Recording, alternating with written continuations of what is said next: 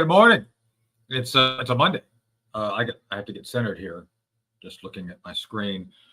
Good to see everybody. It's good to be seen. It's another great day in the USA. Coming up on the 4th of July. This is the last day of halfway through the year. It's 30th of June.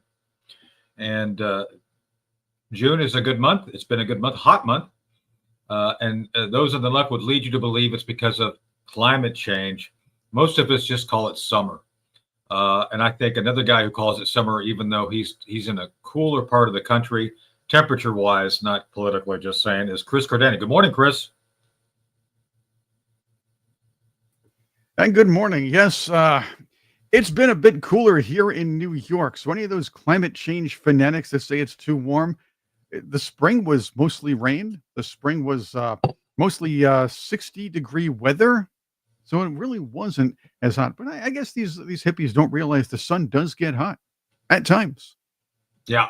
Well, so it is technically cooler weather-wise. And I know that this drives the left nuts, but it's just the seasons. You know, it's been kind of going on since before man knew how to like pick up sticks and bones and beat each other, like in 2001: A Space Odyssey, which is still a great movie, by the way. That holds up. But beyond that, politically, it's a hot potato, right, Chris? I mean, it's like Satan level hot in New York City, and I'm going somewhere with that. Just saying. So. It is, and Satan level is probably true. Hot? Well, I'm not sure about that. Maybe as hot as that new Letitia James statue in Times Square. That joke will never get old. So does it really, if you stretch the leg, does it really smell like Walmart, like I've been told? Is that true? It smells like Walmart and corruption. Well, that's probably most of Times Square at this point, but I don't want to get into that. But I do want to get into a guy who basically would turn Times Square into a demilitarized zone with falafels for all. Isn't that his motto? Falafels for all? Isn't that what his political campaigns get? A falafel in every pot. It's a falafel in every plate, as long as you're well, let's just say you're of the desired type, if you will. That's right. But they're cutting off the if you're in a white neighborhood, no more brats for you. Anything that's like brat-like, if it smells like a white person, it walks like a white person, you're going to be taxed like you're Bill Gates, right? That's the philosophy. It's like exactly. Everybody's a Bill Gates. No joke. No joke, as a matter of fact. It's true. It's like he's sitting there saying, well, we're not really taxing white neighborhoods, just neighborhoods that mostly white people live in, because they're mostly white. Yeah. You do realize, it's like realize how overtaxed New York City residents are. And it's, first off, they're taxed an extra, and anybody outside of the Manhattan play zone is taxed an extra $9 when they want to go in again. So that's number one. Number two, there's taxes on top of taxes, and this guy wants to control the rent. He wants to control the shopping centers. He wants to control everything. Doesn't realize how much it costs. This is like when you have that little essay contest when you're in second grade, and the teachers ask, "What would you do if you were president of the world?" And they had these little things like, "Oh, I'd make everything free. I would ban homework." This is Zoran Mamdani right now, the second grader who is talking about banning homework. Yeah, so let's break this down a little bit, because I've seen a lot of press on it, and I've been doing a little bit of Xing this morning on X, and he actually says that he wants to, quote unquote, seize the means of production. That's communism. That's literally what Marx and Lenin did. It's like Marx proposed it, Lenin did it. And I know that this may be hard, not for our audience, but for the left, it's going to be like really hard. Go back and study how the Soviet Union was established. Go back and look at how Lenin was able to establish this workers' paradise, right, Chris?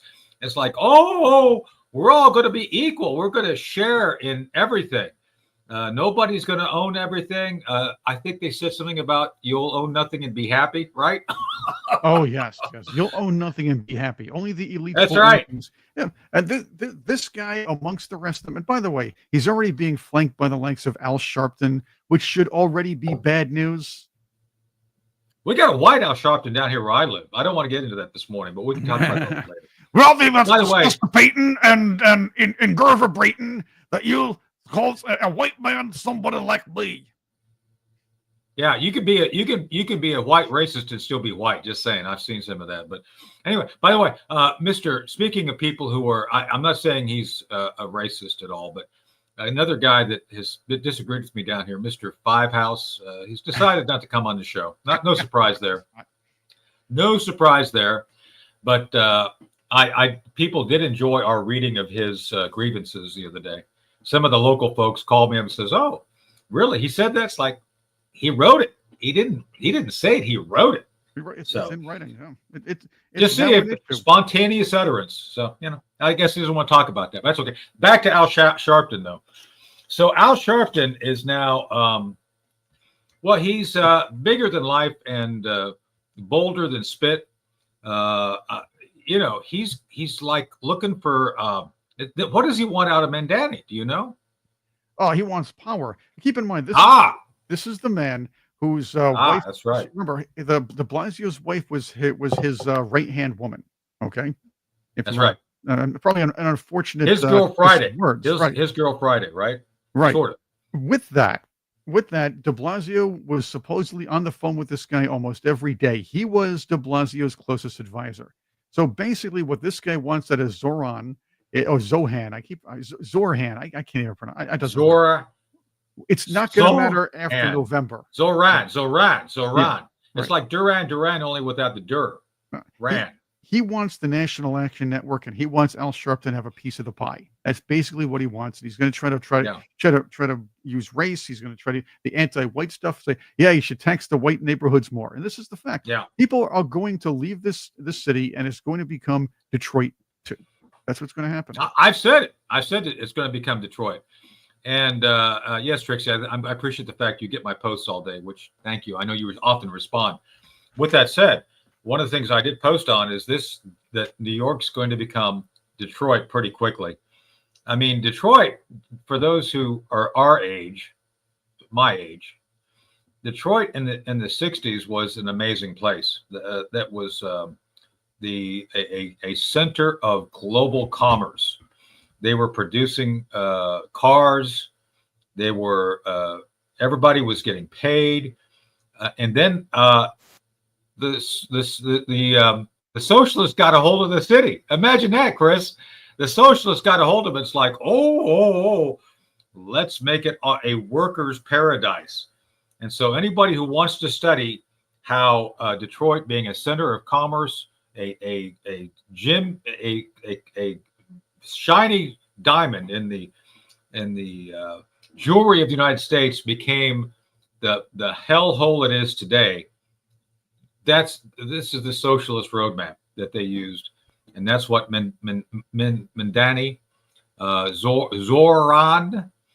You know what? Zoran is like a name of a Bond villain. Maybe they'll use him for the next Bond movie as a villain. I think that would be appropriate. So anyway, but sitting here watching Chicago go to hell, sitting here watching Los Angeles go to hell. This is my problem. Yeah. This is my problem with these communist socialists going in, promising free candy and pushing their social agendas. Because while they're great at being activists and they're using their positions to push national social agendas and try to stick in their little policies and make people and make the virtue signalers happy that they voted for them, they have zero idea how to run the day-to-day operations of a city, and they care not to know.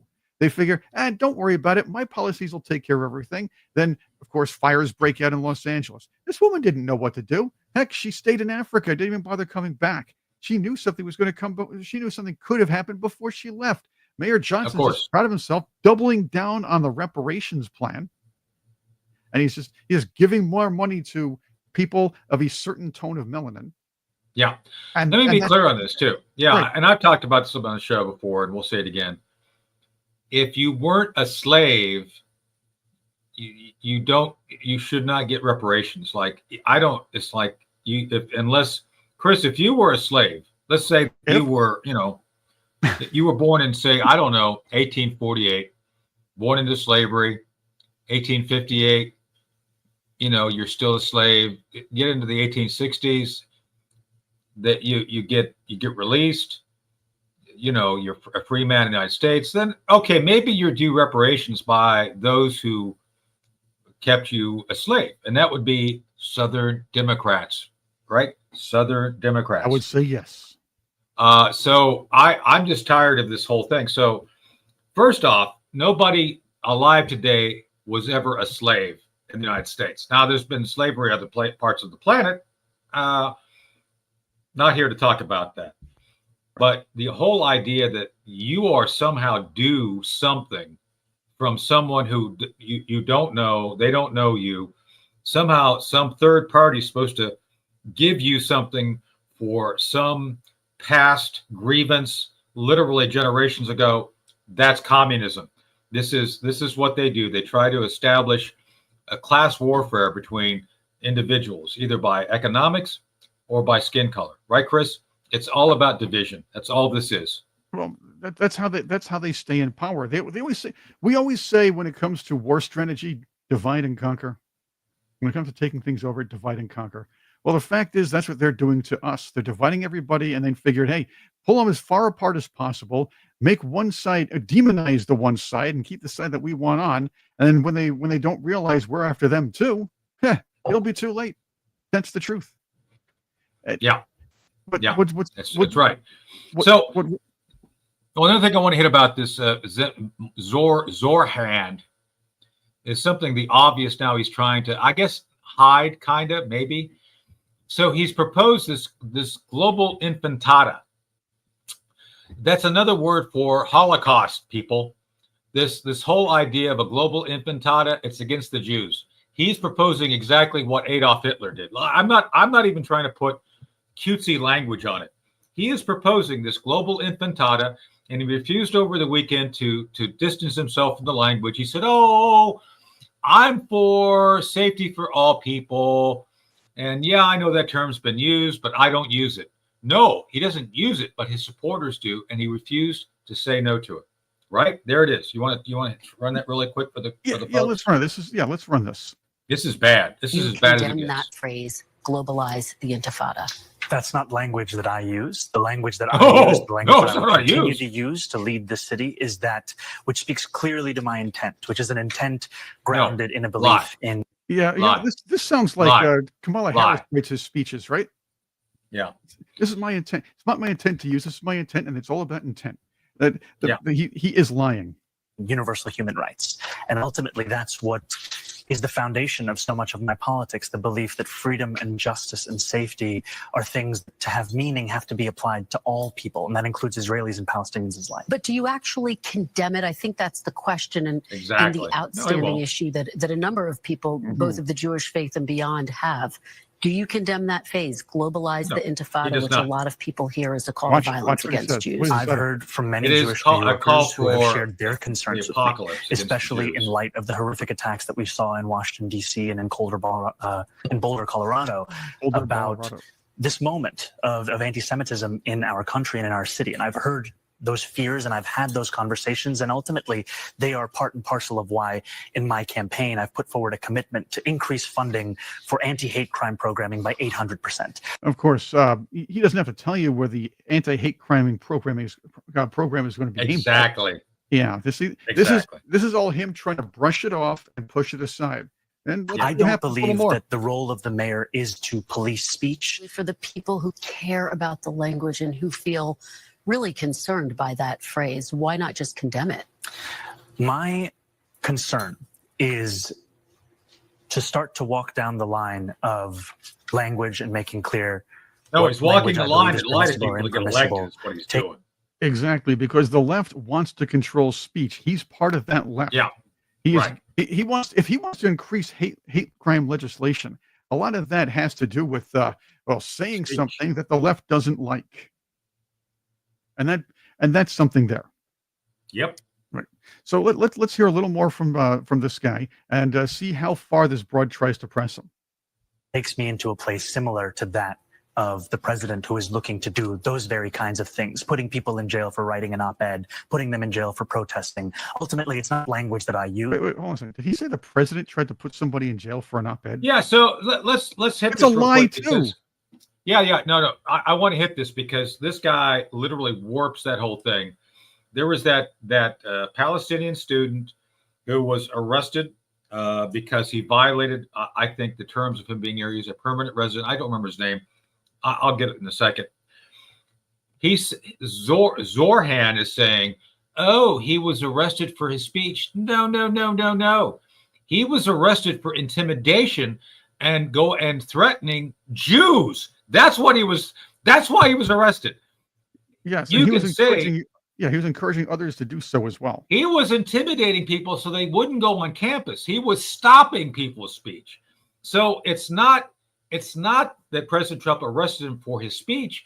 He arrested him for stopping others who he was intimidating. That's what he did. He was threatening the Jewish students. He was making it so they could not go to campus and go to school. He was inciting violence. Inciting violence and encouraging acts of violence on others is not protected speech. It's not. It's just not. You go to jail.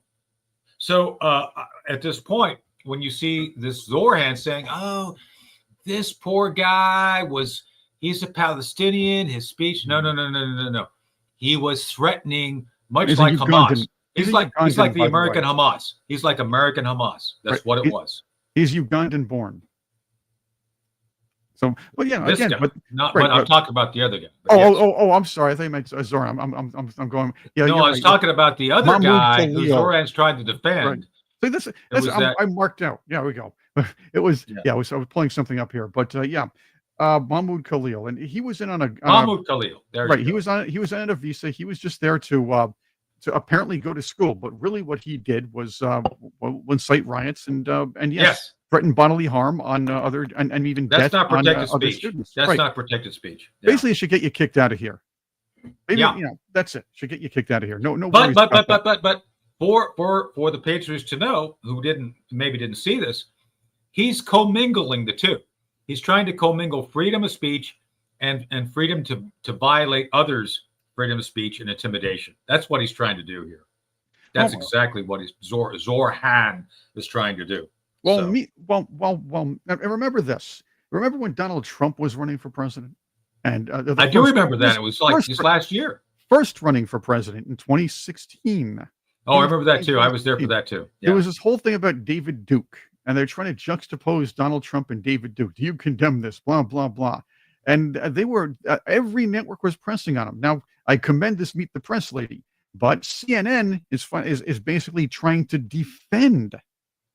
Actually, I got a bit. Yeah, CNN's trying to defend this Zoran character, and they had Eric Adams on to try to get him to shut himself up over what he was saying about the Z-Man. So let's hear what Jake Tapper was trying to pull off in defense of Mamdani.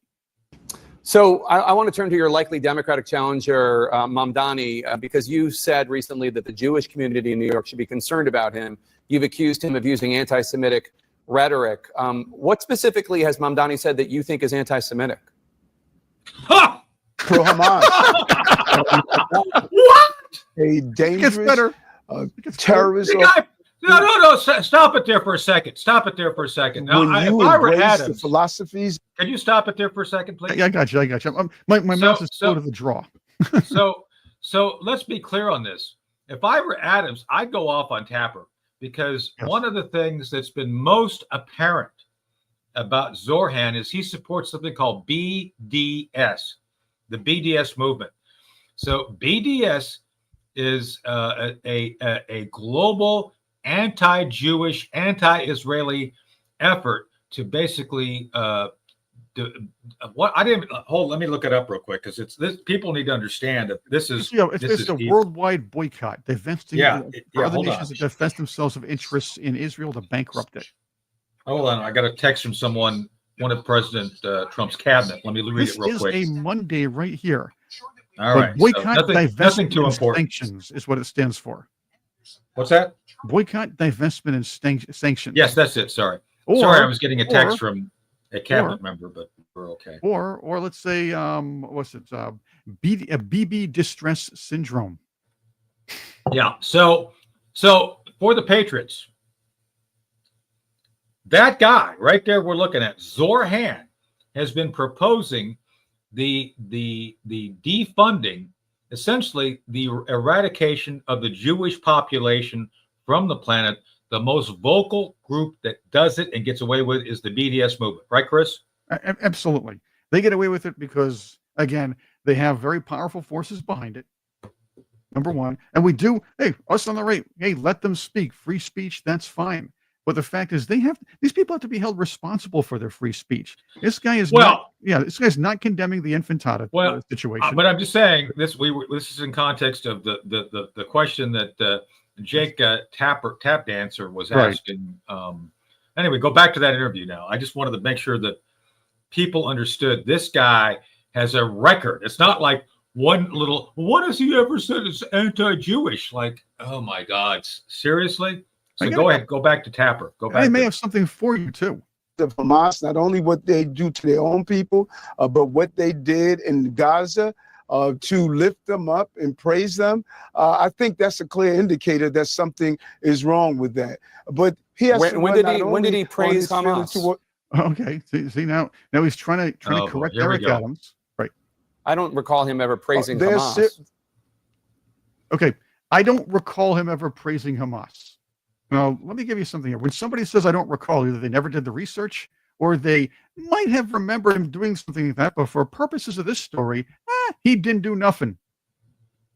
There's several videos, even during his days of being a rap artist, of praising Hamas and other terrorist groups. And so a little research, you'll be able to find it. But I'm not competing against him for what he's done and praising Hamas. Right. I'm competing against him because this is not a socialist city, and that much of what he's promising to people, which I think is really deplorable, people that are struggling, like my family did, living without the means that we needed. When you promise them that you're going to give everything away free and you don't have the authority as the mayor to do so, he doesn't have the authority to raise income tax on the top 1% of New Yorkers. So there we go. And by the way, he was saying a simple Google search would take care of the whole thing. Well, that's actually kind of true because some of the followers here, some of the people who posted on this X comment found a couple things. Want to check this one out? Sure, let's do it. As far as praising Hamas and terrorists. In 2017, Zohran Mamdani released a rap track that praised 5 convicted Hamas funders known as the There you go. Five. And there we go. And it's in his song, produced by his mommy, by the way. Now he wants to run New York.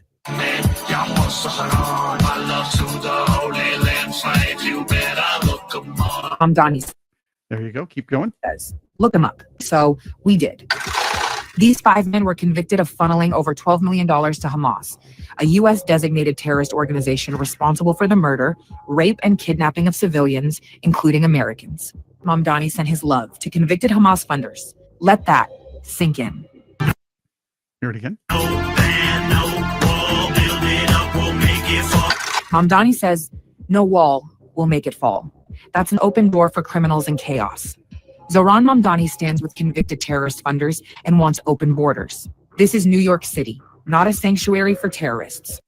And there we go. I mean, I know it's a political ad, but this is true. In his song, he did praise these Hamas funders. Yeah. And that's something. So there you go. Right. But Tapper tries to put it in Eric Adams' lap. And Eric Adams' lap says, Eric Adams comes back and says, you know what, Jake? You're the journalist. I don't have to do your homework for you. You do. I know. I've had the same thing locally. It's like, go do your work. Don't. It's like, no, go. You need to go figure it out. It's not my job to do your job. Same thing here. It's like, okay, Jake, just get your little computer out. I'm sure you've got laptops. I'm talking to people via a laptop right now with a nice 4K video on top. Just saying.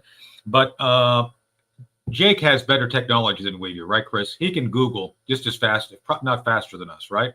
No, because you have me. You're not Google. Although maybe I don't know you well enough. Maybe you really are an AI construct. Maybe you really are like Max Headroom. Is that possible that you're Chris Headroom? Don't worry about me. Ride the wave. That's right. That was a great underrated television program, by the way. It was. Yeah, it was. I actually with enjoyed Jeffrey Tambor as a lead character or as a lead actor. That was good. Yeah, that's true. Classic stuff. Yeah. So let's see. So anyway, back to Jake Tapper, who is not classic and barely discernible. So he attacks Adams because I guess does this make Jake a socialist or communist? Because that's what he's defending here, kind of, right? He's like defending this guy's Zorhan's record. I'm just asking because I don't understand this. Well, I don't know. Again, that just bothers me. These people are advocating rather than doing their own journalism or doing the work. And look, if this is his opinion, then that's fine. It's an editorial. But the fact is, he's trying to press Mayor Adams and make him look bad, trying to embarrass Mayor Adams by saying, "Well, when did he do that?" In fact, he embarrassed himself because it's there. It's in his rap song, and this is years ago. He is campaigning basically to get rid of ICE, to get rid of borders. He is campaigning basically to tax people he doesn't like, and he's campaigning basically for a socialist communist takeover. And here's a new word I heard recently, and I have to give credit to the person. I forgot who it was, but somebody said Islamo-communism.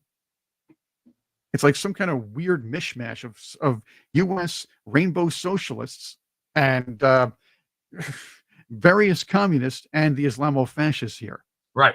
Yeah. And they're all together. I have a gay pride video, but I don't really want to play it. There's like little highlights, and you're watching some of them, a couple of them carrying a Palestinian flag. Yeah. And this is like, what are you doing? If it's gay pride, just you're trying to align yourselves with people who are going to kill you if they ever take over your nation. Let's just break this down a second, because I shared, tweeted out, X'd out, whatever you want to call it. You know this guy, Tim Walz. He's a governor of some northern state. He and his wife are walking in a gay pride parade. So a couple things. First, and I retweeted Gays Against Groomers, who I know personally. I met her at Cherie Curry's party last November when I was there. Anyway, that's too much information, but anyway, we're all friends. So, but she tweeted out that she is, and the other Gays Against Groomers are against all these parades, these gay, because they're basically opportunities for grooming is all they are. And let me say for the record, I can't speak for Chris, but I can speak for myself. I don't care who you sleep with. I really don't. I don't care who you love. Go, if you want to marry a 57 Chevy, go do it. I don't care. But the bottom line is, I don't understand how we should be celebrating fetishes, right? This is where I always start talking about Gerbil Appreciation Month. Should we, Chris? Should we turn Richard Gere into a god of gerbils or something? Is that what we're supposed to do? That'll be fine. That's okay with me. Yeah, that's fine. We don't have to celebrate it though, and that's the whole thing. I don't celebrate. Do what you want. I don't celebrate. Hey, by the way, I took one today. I took a poop today, so celebrate that. There we go. Celebrate that. But that's right. Back to gerbils and gay pride. So these folks who support Hamas don't recognize that your gerbil fetish will get you killed in the West Bank, right? Am I right about that, Chris?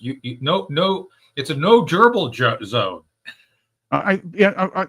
When Gammy, however, is doing something a little different with that, rather than killing you or throwing you in jail for let's just say the gerbil plan, if you will, you're going to be taxed a little bit extra as long as you live in a white neighborhood and you have a certain amount of gerbils. Is it like a gerbil quota? They have quotas? It's gerbo fascism. That could go. be interesting. That's right. An interesting. That's like dental proctology that like Dr. Jill Biden. It's kind of an interesting combination. So I have a question for you. You're the national security guy. I want to switch gears on a little bit because we have a guest coming in just a second or two. And I want to get to this. I asked you this question last year. And these liberals, these leftists are whining and crying, mainly not all because Donald Trump actually bombed the Iran nuclear facilities, because nobody came to them first. And we talked about this. Some of these guys could be narcs or leaks or something like that. And there was an interesting article in Newsmax recently by Major Fred Galvin, who was here with us today, and talking about whether whether Trump was right or wrong as far as limiting sharing classified info with Congress. And I'm saying, yeah, you can't tell everybody. Sure. This guy. Good morning, Fred. Yeah, good morning, Major. Good morning. This guy. Good Donald morning. Trump, right? Good morning. Can you hear me? Yes, we can hear you. It's all good. But Donald Trump had to fake out Congress. He had to fake out Iran. He had to fake out Israel. He had to fake out his supporters. He had to make them fight amongst themselves. This way he could do what he did, and barely anybody knew what was going on. That, my friends, is a good thing. What do you guys think? That is a good thing. So, Fred, we appreciate you coming on, talk about all this, because I've been talking about it in the media all week. But let's tell the Patriots a little bit about yourself. What you said to get you here to talk to us. So go ahead, Fred. Tell us why this is important, and why what you said is important. Yes. A little bit about my background. I served 27 years in the Marine Corps, both as enlisted Marine, and then got a commission, became an officer, went infantry into force reconnaissance, and was selected to stand up and become the very first Marine Special Operations Task Force commanding officer. We went into combat in Afghanistan, and I wrote a book called A Few Bad Men, which talks about when information is leaked out, whether it's to the Taliban or, in the case that you're just mentioning, to media sources, the devastating effect that it had. So yes, we were ambushed, and the book goes into details of that, because there was actually an Army unit that was at the base of the Tora Bora Mountains. They were being observed, and we pulled into that base and then left, heading into the Tora Bora Mountains. Obviously, that was reported, and the nearest town at this Afghan-Pakistan border, which we later went into, we were ambushed. So when enemy can take hold of that information and conduct a complex ambush, very coordinated, against Marine Special Operations Task Force. In our case, we did have one Marine injured. He was received some shrapnel from a car bomb. He was on fire, but he immediately stood up and did what Marines are trained to do. That's conduct a counterattack, and we killed the Taliban there. But more insidious, and this is truly sinister on the behalf of the United States, is Tony, especially the Marine Corps didn't want Marine Special Operations Command. I was there as part of that battle early on. Just saying. So we'll talk about that in a second. But yeah, keep going. Yes. So neither the Marine Corps wanted it, nor did the Special Operations Command, which Special Operations Command has an acronym. It's spelled ARMY, and we were working for the Army Special Operations Colonel in Bagram, but. Besides the point, when information such as this, and the Taliban started this, hey, these Marines killed, they mass murdered women and civilians, and that got out in the media. There was protests, and that went out to the Governor Sharzai, went up to President Hamid Karzai, the president of Afghanistan, who publicly condemned us. And then when you have, the commander of the Joint Special Operations Task Force there, when he decided to let's kick these guys out and turn it over to the Marines, then the Marines used this information. So what did the Marines do? They appointed 45 criminal investigators, 5 prosecuting attorneys to turn into one of these early cases of lawfare, where there was originally 7 of us, and then myself and one other officer, we were sent into a war crimes trial, longest war crimes trial in Marine Corps history. But this has devastating effects, just like it did during the raid in Iran with the Air Force and their B-2s. The demoralization of our force when you do what you're trained to do. In our case, is ground combat instead of the recently air mission. But you have special operators that were attacked and conducted a counterattack, and then you unleash 45 criminal investigators, 4 prosecuting attorneys, turned into the longest war crimes trial. And you wonder why so many forces afterwards. We had this long drawn out war, this counterinsurgency strategy that was, I believe that was intentional. Afghanistan was a success story until 2005. And when we injected this winning hearts and minds, trust me, I wrote a book about that. Yeah, I know. Yes. Gerald Barno and I had it out in his office over this. Trust me. So, yes. But let's talk a bit more about you and the Marines. So, for the Patriots to know, I'm very close to the Marine Corps. One of my dear friends, General Joe Dunford, Fighting Joe. Joe and I are friends. I advised him when he was chairman, and before he was chairman, we were friends. When he was in Afghanistan, I advised him when he was there. We could get into that, but that's for another day. What I'd like to talk about, Fred, for a moment is the reason you exist and why the Marine Corps resisted it. So the Marine Corps used to have MEUs and MEFs, right? You guys have really cool ships that move around, and they're special operations capable. Am I correct? That's the correct term, right?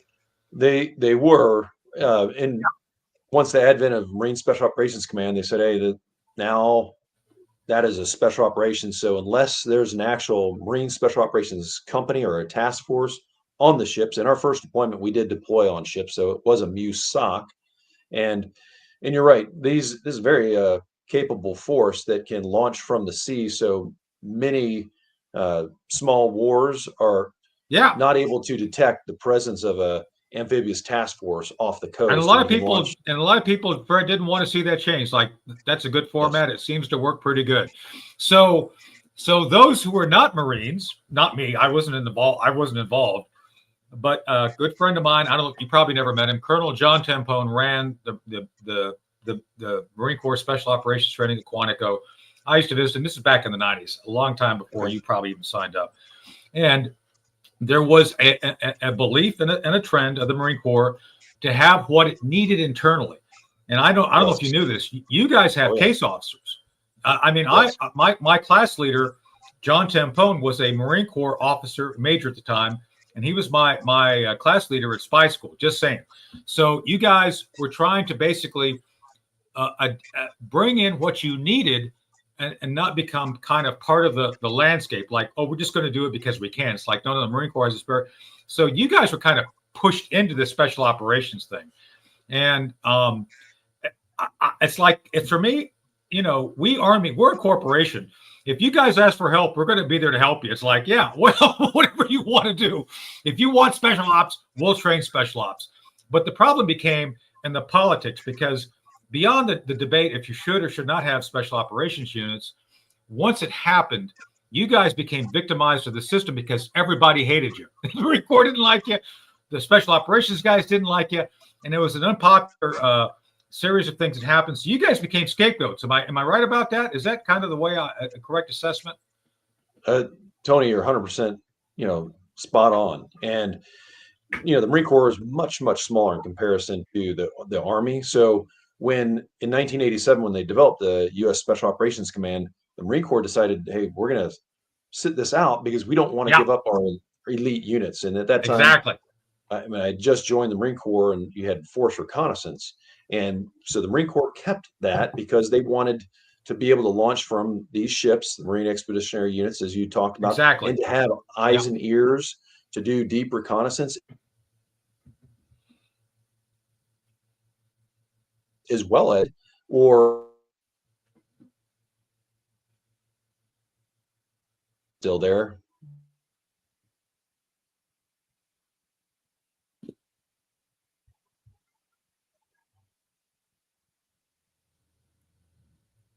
Okay. Tony, I think the Major is popped out a little bit.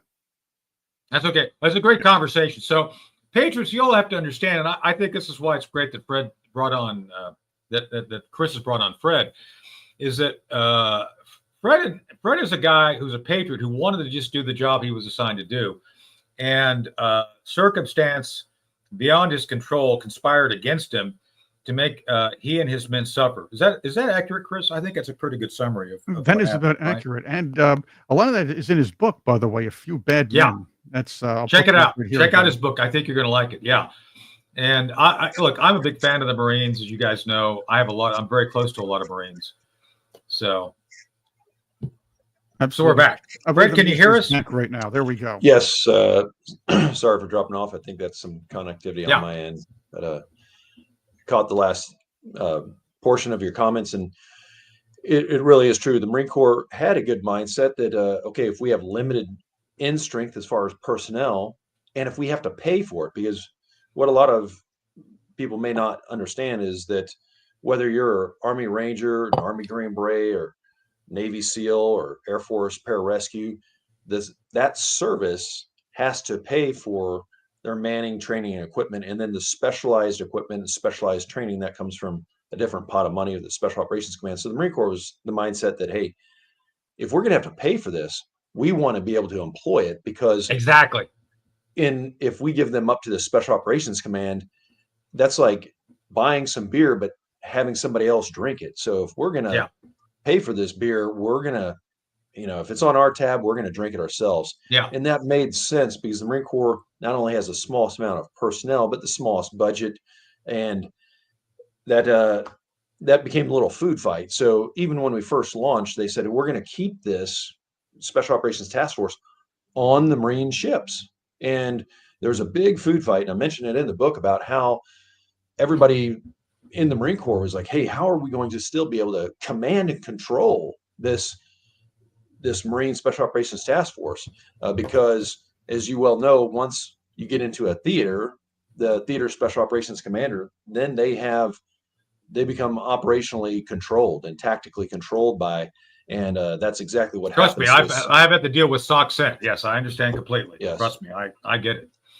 And SOC-CENT did exactly that. They pulled us off the ships in the Horn of Africa, and we flew straight into Afghanistan in 2007. So yeah. By the way, I'm familiar with the SOC-CENT issue and the JSOC issue. I've been in the middle of all those food fights. By the way, just for the record, Fred, I've been yelled at by both Al Gray and Joe Dunford, and I was still right every time they yelled at me. Just saying. Just saying. Hey-o. Hey-o. But Al Gray was to your point, 87, Al Gray, the Marine Corps then had a very specific concept of what they wanted. Again, I'm not a Marine. I'm just an Army guy that likes what you do. I'm going to support what you all want. But I still think that the beauty, the symmetry of having the Corps work as a component unto itself. By the way, I'm against you guys giving up tanks for the same reason. I don't want to go into that today, but we could have a whole discussion on that, because I'm part of the, believe it or not, you're going to laugh at this, Fred. I'm inside of the Marine Corps internal discussion group. I monitor it. I don't jump into it, but it's some of the arguments I see going back and forth. Like, do these people against tanks, do they not recognize you guys had to use tanks in the Pacific? I don't know. During World War II, I'm pretty sure you guys had to use tanks against the Japanese. Just saying. Yeah. I don't know these things, maybe. But and why did the Marine Corps give up all of its snipers? It makes no sense. And I know. If, I know they want to get into this battle against the Chinese, but if you're getting into an urban environment, the best way to eliminate a sniper. Have you read the concept? Have you read the concept for the? It's like I don't know. Someone's been watching too much of the Avengers or something. It's like, Captain America and the Hulk are going to show up and move units around. Then they're going to, we're done. We're going to put it back on ships. Gavin, even I, as an Army guy, know how long it takes to move things on and off ships. And it takes a lot of time. It's not like you just hop off, do a few things, and get back on the ship. It's like, I'm sorry. Maybe I'm speaking out of school here about this, but to me, this is a symptom of a Corps that's trying to find identity. They didn't support you guys, which they should have. Even it doesn't matter, because you guys didn't choose to go and do what you were asked to do. You were asked to do it.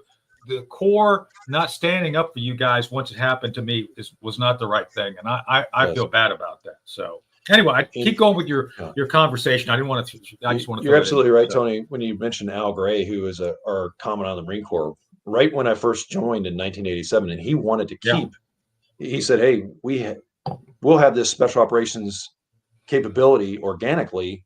And so that's why they call it the Marine Expeditionary Unit Special Operations Capable, like you first mentioned.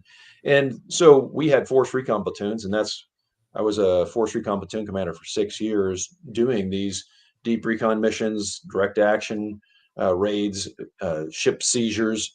And that was very successful for the Marines because you could launch pretty much undetected by most nations in the world from ships off the coast in the middle of nowhere and have incredible effects, which nobody else in the military had that capability besides naval special warfare.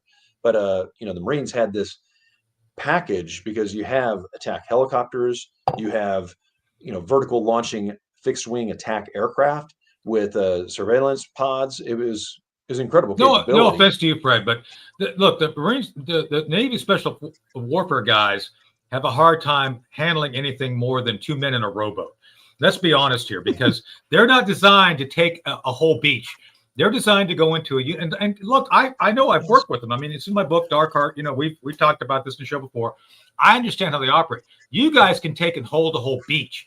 You guys are like an order of magnitude bigger than Naval Special Warfare. So I think you're being a bit too humble about what you guys can do on that. Just keep going. I just wanted to throw that in there. And you're exactly right. And to also talk about this evolution a little bit further. So the Marine Corps, not only in 1987 said, hey, we're going to pay for our beer and we're going to drink it. Makes sense. And they were allowed to get away with that until 9/11 happened. And then Dr. Rumsfeld, the Secretary of Defense, said, hey, all services are going to increase their capacity for special operations forces. And the Marine Corps, which never did, said, okay, we're at zero.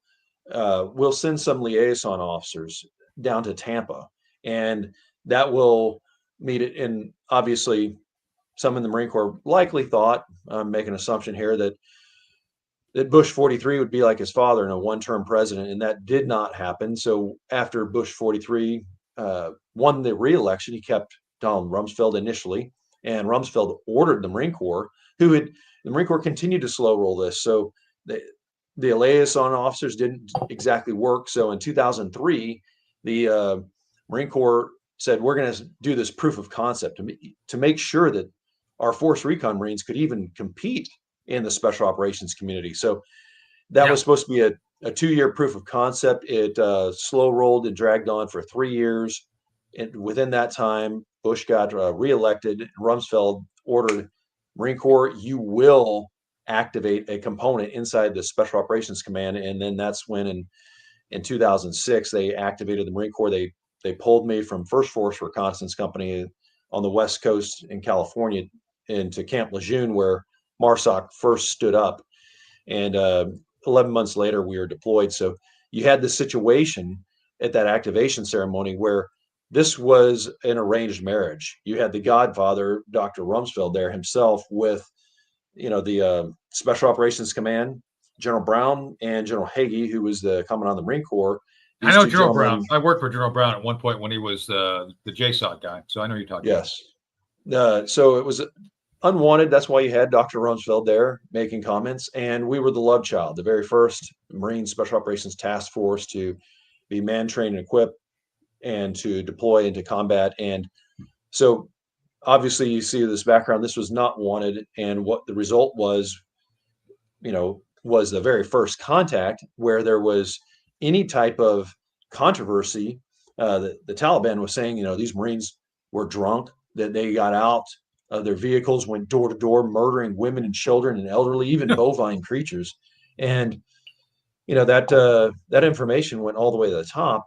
And, they had a Naval Criminal Investigative Service investigation. And you look at every one of these statements in Appendix 3 of the book, A Few Bad Men, you're like, these 73 statements that these Afghans made, who in the right mind, an American commander could have believed any of that? Yeah. A little program note, NCIS is like the kindergarten of investigators. Just saying. That's right. That Naval Criminal Investigation Service is manned by criminals. Just saying. Yes. So keep going. Sorry, I just wanted to throw that in to clarify for the Patriots to understand what you're up against.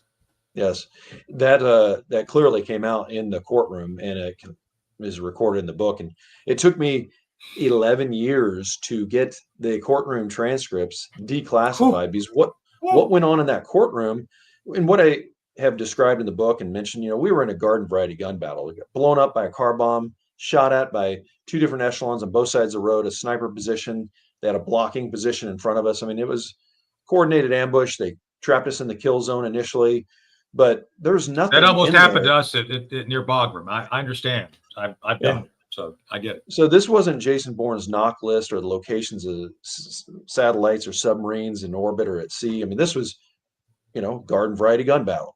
But when we went into court, those over 40 witnesses, anyone that had exculpatory evidence, they would move the jury. They'd say, we're going to classified session. They'd move the jury 2 buildings over and on the second floor because they didn't want them to hear a single word. So you had a trial that went 3.5 weeks that said that we were exonerated, but what the media captured, and you're talking about, this mayor in New York and, leaked information with these Iran raids. This is exactly what happened to us because you don't get a fair trial. This is America. When we start losing our ability to vote or free speech, and you have this information warfare going on that basically, I went on to continue to serve 7 more years until, because of this situation, I didn't get promoted. And then I was forced out due to service limitations. But the damage that's done professionally with being trashed in everything from the New York Times, the Washington Post, what happens to you afterwards is you are destroyed. No one will hire you. Many employers, no matter what they say, they don't usually like to hire people who are older, who have been institutionalized, been in the military for over 20 years, or have something like because the media just made it seem like they got away with mass murder. This was melee of the 21st century. So first off, Fred, for the record, he was wrongly accused. Fred was wrongly accused. His team was wrongly accused. This was all propaganda for people, and I would argue politicians who were looking for reasons to trash the military, right? I think it's very apparent. I've seen this multiple times. Few bad men. Yeah, and by the way, for the record, I don't know if you knew this. I actually was a witness at Stu Schiller's court martial as well. I actually was a witness who had to go and testify the fact that, hey, he's a whistleblower. He was just telling the facts as they are. So I know it's very unpopular to be a whistleblower or say this narrative is wrong. And it was worse for you than it was for me. I had to go through a little bit of it. Still do. I still got JAG colonels down here where I live. Don't like the fact I'm an elected official. Stupid people like that. I don't want to. Did I say you stupid? I'm sorry. I apologize up front. Air Force JAG colonels aren't stupid. They're evil. Just saying. So, but with that said, Fred, you had to face the fire. So the bottom line is, here you are on the other side of it. I want people to know your story. So a few bad men is something I think both helps illustrate kind of a good history. Not that the history is good, but a good telling. I think a good study, if you will, of how the Marine Corps was boxed into doing the special operations thing. You guys were, basically recruited, volunteered. I don't care. You got there. It was your job to do. And then once you started doing the job, you were like a redheaded stepchild, to use a term of art from the 60s, right? I mean, nobody wanted you. Everybody hated you. And they were looking for an opportunity to come after you, right? And that's kind of what happened.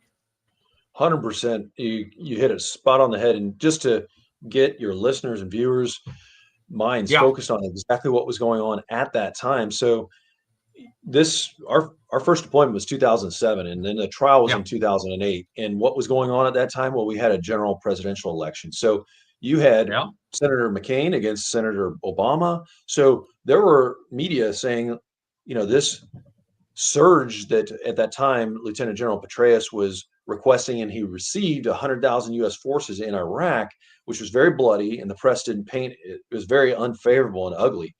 And now you have this situation in Afghanistan where these Marines, the headlines read, they mowed down all these civilians. I remember the headlines. The headlines. Yeah. And if you vote for McCain, he's going to rattle the war drum even more, and there's going to be more of these crimes against humanity. So I didn't realize at the time that we were ambushed that we were political pawns in this bigger picture. I mean, I didn't either. What you don't know until you're in the middle of it. Just saying, that's you don't know until you're in the middle of it. And we were kicked out, and some of the headlines from Adam Smith up in Washington State, the Democrat. Oh God, that guy! I met him. Said, at a minimum, this was excessive force. So when you say that during an ongoing criminal investigation, it's much like in the Haditha case where you had, members of Congress who, Vietnam era Marines saying, these Marines from Haditha killed these Iraqi citizens in cold blood. So, it's just disgusting before investigations are completed and before you have a trial for members of Congress, members of the media, and even senior general officers coming out and making public statements repeatedly again and again. And in this book, I mean, what you see from these headlines, that's what they said to the press. Yeah. What you read in the courtroom, which took me 11 years to get declassified, when that's quotes, those are verbatim quotes that they went into a courtroom and swore and took an oath that that's the truth, the whole truth, and nothing but the truth. And you read these things, and it is an indictment against these senior officers, which of course nothing happened to them. I know. They always get away with it. Drives me nuts. Yeah. I've seen it. Trust me. Because that was during when the media was moved out of the courtroom, so they get this hall pass. That nothing happens there, and the dark cloud was continued to remain on us. And that's the purpose of writing this book, is because you cannot have these kangaroo courts where the media is continually moved out of the courtroom day after day just because it's embarrassing. And one thing that Obama did during his first administration is, in regards to the classification of information, he said that you cannot classify information for the purpose of saving someone from embarrassment. And one thing I would agree with him on is that so this is embarrassing. You can't classify this trial and this testimony, which if I had not fought, if I had not gotten two separate attorneys and gone to court twice, this would still remain classified. But you read everything in that book, and it's ridiculous. The only thing when this went through the Pentagon's Office of Pre-Publication Security Review, they just said, okay, change this name of this agency to OGA, change this to a Special Operations Force Unit. But that's it. There was no classified tactics, techniques, and procedures. Well, of course not, Fred. They do this all the time. I mean, I think you know the story of my book. I mean, they did go through and try to make claims that everything was classified. And we won our First Amendment lawsuit because it was all in my previously approved testimony. It was all so they do this. They do this as a tactic to make your life miserable. So, but we got to go. We got to start wrapping it up. So, Fred, I'd like to ask you to come back. Chris, can we have Fred back sometime to continue this? Because this is going to take some more time to break out for the Patriots to understand. Yeah, I think we can pull this one off. What do you think, Major? Absolutely. So again, I feel your pain. I've been in your shoes, so to speak.